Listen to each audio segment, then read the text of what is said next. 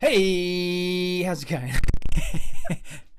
This is MDT back again. We're talking about 5 more albums from the 1001 LPs you should listen to before you pop your clogs. 5 we listened to this week. The first was on Monday, which was MTV Unplugged in New York by Nirvana. Who wants to go first? Well, what is there to say about this? It's a bloody classic. Yeah, if you haven't heard it, fuck off. You must be dead. Well, like, I listened to it. It didn't have any impact because I know it. It was not like I discovered anything new. Yeah, there's almost no enjoyment listening to it now. It's like we've just completely rinsed it. Yeah. So for that reason, I gave it a 1. One thing that I always think of when I listen to one of the songs on Penny Royal Tea, the Irish for tea is tay. When you listen to the usual version, the original version, he goes, "Sit and drink Penny Royal tea." Fucking middle of nowhere, Ireland. Penny Royal tea. Are you trying to claim Kurt Cobain for Ireland? Yeah, actually, you know what? He has actually Irish family. He was in the Jack Charlton's 23-man club. One of the best things about this album is that some of the best songs on it aren't even Nirvana songs. What's your favourite song on this album? Mine's Man Who Sold the World. I just fucking love their version of it. I would have to say All Apologies. I love that song. It's very hard to pick out a favourite on it. The version of Dumb on it is brilliant. I like the bit where you can just hear Dave Grohl playing, Yeah. and then it stops. So, Yeah, Unplugged. He was playing that on the acoustic guitar. Ding ding ding ding ding ding ding ding ding ding ding ding ding. Hold on, Steve. How big was that guitar? You'd have to have little Mike Oldfield fingernails to play it. Yeah. Ding ding ding ding ding ding ding ding ding ding ding ding. 10. 10 out of 10 for me. I've got to say, I gave it a 10. And I know that's starting really big, but fuck it. It's one of the albums that I've heard most of all time, ever. I was so surprised that they could sound good without all of the effects. I mean, obviously they've got effects on the acoustic guitar and stuff. It sounds great. I don't know how long they took arranging it and stuff, but it just sounds so well assembled. Am I right in thinking that Scott Litt produced this? Similar to, I guess, REM. Oh, One of the only other Unpluggeds that I could name. Do you know what else was great? Another good MTV Unplugged? Oasis. Oh, fuck off. I did, knew you, just as you were about to say it, I knew you were going to say it. I got to thank this album for introducing me to the Meat Puppets. I love the Meat Puppets. I hadn't even heard of them before this album. But they actually have an album in the 1001 LPs you should listen to before you die also. Meat Really? Puppets 2. Is it called Meat Puppets 2 Judgment Day? Oh, me. I give it 9. Oh, for fuck's sake, Steve. Why? I took one off because I couldn't hear it anymore. You vote how you feel on the day. That's why the Tories are in power. Next album, Circle Jerks, Group Sex. Did you guys listen to the remaster, the extended version? Even the extended version, 19 songs, 23 minutes. Did you listen to it more than once? Oh, about 10 times. Track 8, World Up My Arse, sounded really early Chili Peppers. You obviously say that type of thing. Yeah, it was. I loved it. I really noticed that the drum sound was excellent. I really liked this. I thought it was great. I can't remember fuck all of the songs on it. I think there are a couple that I thought were all right. In general, yeah, I think you have to be in the right mood because it's all one tone.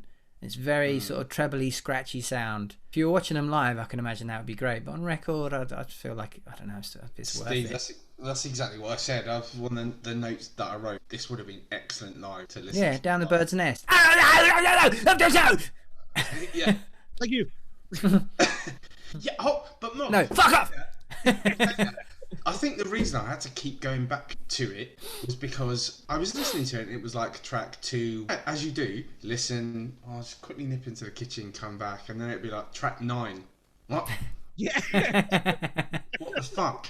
Hold on. What have I missed? The revolution. Yeah. As well as that, there's some of the bits I thought, oh, that's a bit of a hook, whatever. And next thing the song's over. Really hard to get into. Do you know what I mean? It just doesn't really have tunes, though. Oh, group, No. sex, group, Yeah. group, sex, Quite like that. I just want some skank. Can't imagine them having that conversation. No, I think the chorus goes on too long, so maybe we cut back into the bridge. We'll never get on the radio if we don't get the chorus in early enough. Yeah. Oh, they took that to the fucking limit. Yeah. What do you boys give us anyway? 4 out of 10. 4. Yeah. Gosh. Fuck off. Well, No, I didn't enjoy it. right, okay. For the most part. I did enjoy it, and I gave it a 5. I'll give it a 6. It is okay. It's not brilliant. Actually, I'm going to give it a 5. 5 out of 10. Oh yeah, peer pressure. The next record is Not As Good As a Wink to a Blind Horse by The Feces. Yeah, this is album by Faces, 1971. Rod. Keep fucking clearing my throat. Yeah. Is it round about then? Was he going out with Britt Eklund? Around the time she did The Wicker Man, because the story goes the nude scenes are not her because he wouldn't let her go nude. He nearly prevented that film from being released. This was actually pretty good. The slide guitar on it was great. The tone on that guitar was gorgeous. That's Ronnie Wood, isn't it? Yeah. I loved it. I thought it was really good. Even that opener, Miss Judy's Farm, Last Orders Please, right, as well. That was bordering on Chaz and Dave. Can we talk about the track Stay With Me? Oh, that's one of the best records ever. Oh, That is such a tune. The playing. how of good. That, Bass on it is fucking amazing. yeah, the whole thing. I Absolutely. love that song so much. I probably gave this album definitely an extra couple of points just for that one track. Using that song as a starting point, I was disappointed with the rest of it. I think I'd probably take 3 or so songs off this and listen to them again. What do we think about Rod Stewart's claim to be Scottish? Oh, He's that's from Highgate. absolute bullshit. Good. I just wanted to see where we were on that one, but obviously all three of us agree on this. His getting famous story is one of those where, oh yeah, he was just walking home drunk one day, singing out loud, and somebody heard him and was like, I'll sign him up for a 6-album deal. Fucking hell. I gave this one 6. I gave it a 6, yeah. Yeah, I rolled on clean sweep. I gave it 6 out of 10 as well. The Number of the Beast. Maybe the Faces album to go for is the best of the Faces. Yeah, what's your favourite Faces album? You know what I The mean? best of, Yeah. probably. I liked it when they were young, when they were just called the Small Faces. This is Jorge Benjor, and it's the album Africa Brazil, 1976. I thought this was excellent. I thought it was really different to everything that we've listened to so far on this, which was quite refreshing, to be honest. And fucking hell, what a gear change. I only listened to it once, I think, which is unusual. I usually give it another go. I must have been pretty busy that day. I liked it. I thought it was cool. I love that instrument that's on a lot of bossa nova stuff. I don't know what it's called, but it sounds like a sort of dog barking. Oh, oh, oh, oh, oh, oh. It got Mug, do it again. The Dog and Heat. Cheeky chimp. That would never not. It's like a chimp with cold hands and hot balls.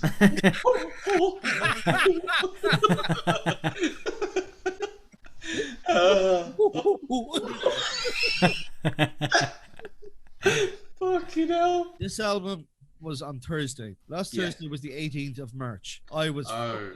hanging. Oh, that's right. This was the day after St. Patrick's Day. So I listened to it once lying in bed and I thought, this is alright. But then I listened to it again on Friday and I really, really liked it. And I saved it. I thought it was really, really cool. It's a proper party album. I reckon if you were having a few heads around, you wanted to up, just stick that on, you have a bit of crack. What's interesting though, you know, there's like some really upbeat songs on it, and they're all about depressing shit, but like really upbeat songs. Backstreet Abortion! Yeah, it is this sort of stuff. Da, da, coat hanger, poison. Ooh, ooh, ooh, ooh, ooh. I gave that 8 out of 10. I gave this one a 7 out of 10. I gave it 6.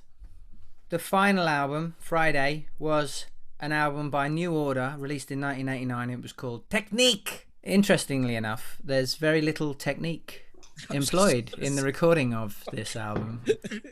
Can I go Morgan on you here? This album was absolute fucking shite. It was fucking 80s car alarm fucking. It sounded like. Do you remember there was that toy Simon? We had those 4 fucking pads that you had to hit. It sounded like somebody going fucking ape shit on one of those. That's what it sounded like to me. It was fucking grim. The first song sounded like early Stock Aitken and Waterman, and then the song straight after it sounded like a shit version of The Cure. After track 4, they all just sounded like shit versions of World in Motion. Track 7, Mr. Disco. Fuck me. And Peter Hook going, oh, I'm not quite good enough to be a fucking lead guitarist, so I'll just be a lead bassist. Did he even play on this? It's all synths. I don't get the Peter Hook love either. Every time I've seen him in an interview, he's a fucking thunder cunt. Yeah. Yeah, I didn't like any of the songs on this. I gave it a 5. I didn't hate it, I just nothinged it. It was slightly better than the Circle Jerks, which I gave a 4. I gave New Order 1. All or nothing. I gave it a fucking 1. It was shit. All or nothing. I say. The album of the week was MDT Unplugged, Nirvana, just by being a beautiful work of art. That was this week's 1001 LPs, and we'll be back next week talking shit about 4 or 5 more. It will be 5.